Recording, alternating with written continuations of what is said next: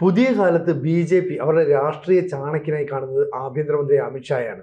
അമിത്ഷാ കേരളത്തിലേക്ക് വരുമ്പോൾ കേരളത്തിലെ BJP പ്രവർത്തകർക്കും ആത്മവിശ്വാസം കൂടും. അദ്ദേഹം ഇവിടെ വന്ന് പറഞ്ഞത് കേരളത്തിൽ BJPയുടേതായ ഒരു മുഖ്യമന്ത്രി വരുന്ന കാലം വിദൂരമല്ല. അങ്ങനെ പറയണമെങ്കിൽ കൂട്ടിയും കിഴിച്ചും ചില ആലോചനകൾ നടത്തിയല്ലോ. എന്തായിരിക്കും അതിൻ്റെയൊക്കെ ഒരു കണക്ക് അല്ലെ അടിസ്ഥാനം? അമിത്ഷാ തിരുവനന്തപുരത്ത് പറഞ്ഞ വാചകങ്ങൾ ശ്രദ്ധിക്കണം. 15 വയസ്സ് മുതൽ ഞാൻ തെരഞ്ഞെടുപ്പ് ഡാറ്റ പരിശോധിക്കാറുണ്ട്, വായിക്കാറുണ്ട്. കേരളത്തിൽ BJPയുടെ വോട്ട് ശതമാനം കൂടി വരുന്നു. 2011 ഇത് 11%, 2016 16%, 2024 ലോക്സഭാ തെരഞ്ഞെടുപ്പിൽ 20%. 20 എത്തിക്കഴിഞ്ഞാൽ പിന്നെ അത് 40% ആകാൻ 5 വർഷത്തിൻ്റെ ആവശ്യമില്ല. ഇതാ അമിത്ഷാ പറഞ്ഞ കണക്ക്. അപ്പോൾ ഈ അമിത്ഷാ ഇങ്ങനെ ഈ 20 എത്തിക്കഴിഞ്ഞാൽ പിന്നെ 40 എത്താൻ 5 വർഷം വേണ്ട എന്നുള്ളത് എന്ത് കണക്കിൻ്റെ അടിസ്ഥാനത്തിലാണ് എന്നുള്ളതാണല്ലോ. ഇത് നമ്മൾ കുറെ കാലം തിരഞ്ഞെടുപ്പ് കൈകാര്യം ചെയ്ത് കഴിഞ്ഞാൽ നമുക്ക് എൻ്റെയും ഫീലിംഗ് അതാണ്. 20 എത്തിക്കഴിഞ്ഞാൽ പിന്നൊരു സ്വിങ് എന്ന് പറയില്ലേ, ഇലക്ട്രൽ സ്വിങ്, പെട്ടെന്ന് മാറ്റം വന്നാൽ മതി. ഒരു 5%-ൻ്റെയൊക്കെ മാറ്റം വന്നിട്ടേ ഇതൊരു 30-ലേക്കൊക്കെ കടന്നു കഴിഞ്ഞാൽ പിന്നെ 2 മുന്നണികളാണല്ലോ ഉള്ളത്, അവരുടെ വോട്ട് തിന്നുകയല്ലേ. അപ്പൊ അതുകൊണ്ട് 20 എത്തിക്കഴിഞ്ഞാൽ അതൊരു ത്രഷോൾഡ് എന്ന് പറയും. പ്രധാനമായിട്ട് അതൊരു വലിയ വഴിത്തിരിവിന്റെ സ്ഥലമാണ് ഈ 20% എന്ന് പറഞ്ഞാൽ. പിന്നെ 5%-ൻ്റെ മാറ്റമൊക്കെ വന്നു കഴിഞ്ഞാൽ 2-3 ത്രികക്ഷി ആണല്ലോ പിന്നെ തെരഞ്ഞെടുപ്പ്. ത്രികോണ പോരാട്ടം വരുമ്പോ ഇത്രയും ശക്തി നേടിക്കഴിഞ്ഞാൽ മറ്റവരുടെ വോട്ടുകളും കുറയും. മറ്റവര് 35%-ന്റെ 40%-ന്റെ ഇടയ്ക്കാണല്ലോ ജയിച്ചു കയറുന്നത്. അതിലേക്കാണല്ലോ ഈ വിള്ളൽ വീഴുന്നത്. അതാണപ്പോ അടിസ്ഥാനം. ഇത് നമുക്ക് സംസ്ഥാനം തിരിച്ച് ഞാനിപ്പോ പറയാം അമിത്ഷാ പറഞ്ഞത് എന്തുകൊണ്ട് എന്നുള്ളത്. അപ്പൊ അമിത്ഷാ ഉദ്ദേശിക്കുന്നത് പിന്നെ ഉണ്ടാകുന്നത് എന്താന്ന് വെച്ച് കഴിഞ്ഞാൽ സൈക്കോളജിക്കൽ ഷിഫ്റ്റ്. അതാണ് അമിത്ഷാ പറയുന്നത്. മനുഷ്യരുടെ മനസ്സ് ആ BJPക്ക് ശരി 20 കിട്ടിയല്ലോ, അപ്പോൾ വലിയൊരു പ്രസൻസ് ആയില്ലേ ഒരു പ്രദേശത്ത്. നമ്മുടെയൊക്കെ യൗവനത്തിൽ BJP ഒന്നും ഇല്ല ഇവിടെ. BJPയുടെ വാർത്ത പോലും കൊടുക്കില്ല. കോളേജിൽ ABVP ഇല്ല, ഞാൻ പഠിക്കുന്ന കോളേജിലൊന്നും. ഇപ്പൊ സാഹചര്യങ്ങളൊക്കെ മാറിയില്ലേ, ഒരു 3ാമത്തെ കക്ഷിയായിട്ട് BJPയുടെ ഒരു ശക്തി ഉയർന്നു വന്നു. അപ്പോൾ സൈക്കോളജിക്കൽ ഷിഫ്റ്റ് ഉണ്ടാവും വോട്ടർമാരിൽ. അപ്പോൾ LDF UDF എന്ന് പറഞ്ഞ് 2 മുന്നണികൾ മാത്രം ആയിരുന്ന കേരളത്തിൽ അതിൽ വ്യത്യാസം വരുന്നു. ഒരു 3ാമത്തെ ശക്തിയായിട്ട് BJP വന്നു എന്ന് ജനത്തിനും തോന്നലുണ്ടാവുന്നു. ഇനിയിപ്പോൾ കേരളം, പശ്ചിമ ബംഗാൾ, തമിഴ്നാട്, അസം, പുതുച്ചേരി യൂണിയൻ ടെറിട്ടറിയാ, കേന്ദ്രഭരണ പ്രദേശം. ബാക്കി കേരളം, പശ്ചിമ ബംഗാൾ, തമിഴ്നാട്, അസം ഇവിടെയൊക്കെ തെരഞ്ഞെടുപ്പ് വരികയാണ് ഈ കൊല്ലം. അപ്പോൾ പക്ഷേ ഈ സംസ്ഥാനങ്ങളിലൊക്കെ അമിത്ഷായുടെ ഫോക്കസിൽ ഉള്ള ഒരു സ്ഥലമാണ് കേരളം. പശ്ചിമ ബംഗാൾ അദ്ദേഹത്തിന്റെ ഫോക്കസിലുണ്ട് എന്നുള്ളത് നിതിൻ നബീനെ മറ്റേ BJP പ്രസിഡന്റ് ആക്കിയപ്പോൾ തന്നെ വളരെ വ്യക്തമാക്കി. പിന്നെ ഇന്നലെ ആണെങ്കിൽ മഹാകാള ക്ഷേത്രത്തിന് കല്ലിട്ടിട്ടുണ്ട് എന്ന് പറഞ്ഞാല് മമതയും പേടിക്കുന്നുണ്ട്. അവർ 2 അമ്പലത്തിന് അവിടെ ഇപ്പൊ കല്ലിടുന്നു. മറ്റേ പുരി ക്ഷേത്ര മാതൃകയിൽ ഒരു അമ്പലം പണിതു. അപ്പൊ അവരും ഹിന്ദുത്വത്തിലേക്ക് നീങ്ങുകയാണ്. അപ്പൊ ഷായുടെ ഫോക്കസിന്റെ അകത്ത് കേരളം വന്നപ്പോഴാണ് കേരളത്തിൽ ഒരു BJP മുഖ്യമന്ത്രി വിദൂരമല്ല എന്ന് ഷാ പറയുന്നത്. അപ്പോ 2016 നിയമസഭയിൽ കേരളത്തിൽ നിന്ന് BJPക്ക് 1 സീറ്റാണ് കിട്ടിയത്. നേമത്ത് രാജഗോപാൽ എല്ലാവർക്കും അറിയാവുന്ന പോലെ. പക്ഷെ 5 കൊല്ലം കഴിഞ്ഞ് നേമത്ത് ജയിച്ചില്ല, നഷ്ടപ്പെട്ടു. കുമ്മനം മത്സരിച്ചു കഴിഞ്ഞപ്പോൾ 2021 അത് നഷ്ടപ്പെട്ടു. 2024 ലോക്സഭാ തെരഞ്ഞെടുപ്പിൽ 1 സീറ്റ് BJP കിട്ടി. അത് വളർച്ചയാണല്ലോ. പഞ്ചായത്ത് തെരഞ്ഞെടുപ്പിൽ തിരുവനന്തപുരത്ത് മേയർ വന്നു. അതൊക്കെ വളർച്ചയുടെ സൂചകങ്ങളാണ്. അപ്പോൾ ഈ ഉത്തർപ്രദേശിൽ ഇനി നമുക്ക് ഈ ഷാ എന്തടിസ്ഥാനത്തിൽ അത് ഇന്ത്യയിൽ ഈ കണക്ക് കേരളത്തിന് പറയാൻ ഇന്ത്യയിൽ നിന്ന് എന്ത് കണക്കാണെന്നുള്ളത് പറയാം. ഉത്തർപ്രദേശിലെ 1991 BJPയുടെ വോട്ട് ശതമാനം 33 ആയിരുന്നു. 33% വോട്ട്. ഇന്ന് ഇത് 50% മുകളിലാണ് ഉത്തർപ്രദേശിൽ. ത്രിപുരയിൽ 2018 0 ആയിരുന്നു. 2018, 7 കൊല്ലം മുമ്പേ. എന്നിട്ടും അവിടെ 2/3 മറ്റേ വോട്ട് ശതമാനം സീറ്റുകളും നേടി 7 കൊല്ലത്തിൻ്റെ ഇടയ്ക്ക്. അവിടെ 2 ലോക്സഭാ സീറ്റ് മാത്രമേ ഉള്ളൂ. ചെറിയ സംസ്ഥാനമാണ്. അസമിൽ 14 ലോക്സഭാ സീറ്റുള്ള സംസ്ഥാനമാണ് അസം.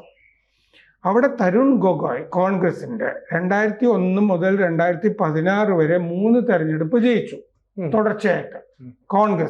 കോൺഗ്രസ് ഇങ്ങനെ ജയിച്ചുകൊണ്ടേയിരിക്കുന്ന സ്ഥലമാണ് അസം. അപ്പോൾ 2011 മുസ്ലിം ജനസംഖ്യ അവിടെ 34.38% ആയിരുന്നു. ഇന്ന് 40% അടുത്ത് വരും അസമിൽ. ഞാൻ പറയുന്ന അസമിൽ മുസ്ലിം ജനസംഖ്യ എന്ന് പറഞ്ഞാൽ സൈസബിൾ ആണത്. അതെ, വലിയ ജനസംഖ്യയാണ്. വലിയ ജനസംഖ്യ. എന്നിട്ടും 2016 2021 BJP അവിടെ അധികാരത്തിൽ വന്നു. 2011 16.1% BJPയുടെ വോട്ട് ശതമാനം. 16.1 2011. 27 സീറ്റ്. കേരളത്തിലെ ശതമാനം കൂടി കമ്പയർ ചെയ്ത് നോക്കണം. അവിടെ 16.1%, 27 സീറ്റ്. കോൺഗ്രസിന് 39.4%. അപ്പോൾ 78 സീറ്റ് കോൺഗ്രസിന്. AIUDF എന്ന് പറഞ്ഞിട്ട് ആ ദുബ്രിയിലൊക്കെ മത്സരിച്ചിരുന്ന ഒരു യാക്കൂബ് ഹുസൈനോ, അയാളുടെ പാർട്ടിയാണ്. അതിന് BJPയേക്കാൾ സീറ്റും സ്ട്രെങ്ത്തും അവിടെ ഉണ്ടായിരുന്നു ആ സമയത്ത്. 2016 അസമിൽ BJPക്ക് 41.9% കിട്ടി. 16.1 എന്ന് പറഞ്ഞ് കിടന്നത് 41.9 86 സീറ്റും കിട്ടി. ഒറ്റയടിക്ക് 16% നിന്ന് 5 കൊല്ലം കൊണ്ട് 41%. 5 കൊല്ലം കൊണ്ട് 16% നിന്ന് 41 വലിയ വളർച്ചയാണത്. ഇന്ത്യയിൽ ഉദാഹരണമുണ്ട്. ഈ 20% കിടക്കുന്ന BJPക്ക് 40 ആക്കാം എന്നുള്ളതിന് ഡാറ്റയുണ്ട്. അപ്പോൾ കേരളത്തിൽ മുസ്ലിങ്ങൾ നമ്മൾ അസമുമായിട്ട് തട്ടിച്ചു നോക്കുമ്പോൾ 26.56% ആണ്. അത് 2011 സെൻസസ് ഒക്കെ വെച്ചിട്ട് 26.56% മുസ്ലിങ്ങളാണ് ഇവിടെ ഉള്ളത്. അസമിനേക്കാൾ കുറവല്ലേ അത്? അപ്പൊ ഇവിടെ സാധ്യത കൂടുതലല്ലേ BJPക്ക്? 40% മുസ്ലിങ്ങളിലെ അസമിൽ ഭരണം പിടിച്ചു BJP. അപ്പൊ മുസ്ലിങ്ങൾ കൂടുതലുള്ളത് എന്നുള്ളതൊരു ഇഷ്യൂ അല്ല BJPക്ക് ഭരണം പിടിക്കാൻ. പക്ഷെ ക്രിസ്ത്യാനികൾ കേരളത്തിൽ പ്രധാനമാണ്. അത് BJPയും RSSുമായി ആ വസ്തുതയ്ക്ക് നേരെ കണ്ണടച്ചിട്ട് കാര്യമില്ല. ദേശീയ നേതൃത്വത്തിന് അത് ബോധ്യമുണ്ട്. ഗോവയില് ക്രിസ്ത്യാനികൾ BJPയുടെ കൂടെ നിന്നിട്ടല്ലേ BJP ജയിക്കുന്നത്. വടക്ക് കിഴക്കുമൊക്കെ ക്രിസ്ത്യൻ മന്ത്രിമാരില്ലേ? ഉണ്ട്. അപ്പോ ഈ ലവ് ജിഹാദ് തുടങ്ങിയ വിഷയങ്ങളൊക്കെ അത്തരം സംസ്ഥാനങ്ങളിലും ഉണ്ട്, ഇവിടെയും ഇല്ലേ? കേരളത്തിൽ ഒരു ഇഷ്യൂ ആണ്. VS തന്നെ അത് തുറന്നു പറഞ്ഞിട്ടുണ്ടല്ലോ അങ്ങനെ ഒരു പ്രശ്നമുണ്ട് എന്നുള്ളത്. അതുകൊണ്ടാണ് മോദി ക്രിസ്മസ് കാലത്ത് കഴിഞ്ഞ 2 ക്രിസ്മസ് അവിടെ ദേവാലയങ്ങളിൽ 2 പള്ളികളിൽ പോയല്ലോ ഡൽഹിയിൽ. ഇവിടെ വന്നിട്ട് മെത്രാന്മാരെയൊക്കെ അദ്ദേഹം കാണുകയും ചെയ്തു. ഹൈദരാബാദിലെ BJPയുടെ നാഷണൽ എക്സിക്യൂട്ടീവില് ക്രിസ്ത്യൻ ഔട്ട്റീച്ച്, ക്രിസ്ത്യാനികളെ പോയി കാണുക, അവരുമായിട്ട് സംസാരിക്കുക, അവരെ കൂട്ടത്തിൽ കൊണ്ടുവരിക, ഇതൊക്കെ തീരുമാനിച്ചിട്ടുള്ളതാണ് പാർട്ടി. ഹൈദരാബാദിലെ ദേശീയ എക്സിക്യൂട്ടീവില് സുരേഷ് ഗോപി തൃശ്ശൂരിൽ ജയിച്ചത് ക്രിസ്ത്യാനികളും കൂടി വോട്ട് ചെയ്തിട്ടല്ലേ. അപ്പോൾ കേരളത്തില് ക്രിസ്ത്യാനികൾ BJPയുടെ അത് അതിന് കാരണം ഈ ലവ് ജിഹാദ് തുടങ്ങിയ കാരണങ്ങളുണ്ടല്ലോ. ബിഷപ്പുമാര് തുറന്നും പറഞ്ഞിട്ടുണ്ടല്ലോ. മുസ്ലിങ്ങളുടെ അടികൊള്ളുന്നവരാണല്ലോ ക്രിസ്ത്യാനികൾ. അപ്പൊ അതുകൊണ്ട് ഈ നോർത്ത് ഈസ്റ്റിലെയും ഒക്കെ പോലെ അസമിലെയോ ഒക്കെ പോലെ ക്രിസ്ത്യാനികൾ കൂടി BJPയിലേക്ക് വരുന്നതോടുകൂടി ഈ പറഞ്ഞ പോലെ ഈ ലക്ഷ്യമുണ്ടല്ലോ, ഈ ദൗത്യം, അമിത്ഷാ പറയുന്ന ഈ കണക്ക്, ആ കണക്ക് ശരിയായിട്ട് വരും. അതാണ് ദേശീയ നേതൃത്വം കാണുന്നത്. അതുകൊണ്ടാണ് ഇവിടെ അത് ഏതായാലും രാജീവ് ചന്ദ്രശേഖരനും അറിയാമല്ലോ. അതുകൊണ്ടാണ് ഇത്തവണ ഏറ്റവും കൂടുതൽ സീറ്റിൽ CPM-നേക്കാൾ കോൺഗ്രസിനേക്കാൾ കൂടുതൽ സീറ്റിൽ BJP പഞ്ചായത്ത് തെരഞ്ഞെടുപ്പിൽ കഴിഞ്ഞ പഞ്ചായത്ത് തെരഞ്ഞെടുപ്പിൽ കിട്ടിയ വോട്ടിനേക്കാൾ ശകലം കുറവാണ്, അല്ലെങ്കിൽ അതിന് തുല്യമേ ആയിട്ടുള്ളൂ. വളർച്ചയില്ല എന്ന് നമുക്ക് പെട്ടെന്ന് പറയാം. പക്ഷേ അതെന്തുകൊണ്ടാണ്? കൂടുതൽ സീറ്റ് മത്സരിച്ചപ്പോഴാണ്. കഴിഞ്ഞ തവണത്തേക്കാൾ ഏതാണ്ട് ഇരട്ടി സീറ്റിൽ BJP മത്സരിച്ചിട്ടും കഴിഞ്ഞ തവണത്തെ അത്രയും വോട്ട് കിട്ടി. അത്രയും അത് വളർച്ചയായിട്ട് തന്നെയാണ് അത് കാണേണ്ടത്. ഇതാണ് അമിത്ഷായുടെ കണക്കിന്റെ അടിസ്ഥാനം. ഇത് തന്നെയാണ്. അതാണ് 1900 മറ്റേ ക്രിസ്ത്യാനികൾ മറ്റേ സ്ഥാനാർത്ഥികളായിട്ടും വന്നില്ലേ? അതെ അതെ, ചരിത്രത്തിൽ ആദ്യമായിട്ടുള്ള സംഭവം. മുംതാസ് എന്ന് പറഞ്ഞ മുസ്ലിം കുട്ടി തൃശ്ശൂർ കൗൺസിലറായി. അപ്പൊ വലിയ മാറ്റമാണ് ഈ ന്യൂനപക്ഷങ്ങളിൽ നിന്ന് പോലും BJPക്ക് അനുകൂലമായിട്ട് വരുന്നത്. അത് ക്രിസ്ത്യാനികൾക്കിടയിൽ വലിയ മാറ്റം അടുത്ത 5 കൊല്ലം കൊണ്ട് ഉണ്ടായി എന്ന് വന്നാൽ തന്നെ പിന്നെ ഈഴവ വോട്ടൊക്കെ മാറുന്നുണ്ടല്ലോ. അതിനെ സംബന്ധിച്ചൊക്കെ CPM-ന് തന്നെ ആശങ്കയുണ്ട്.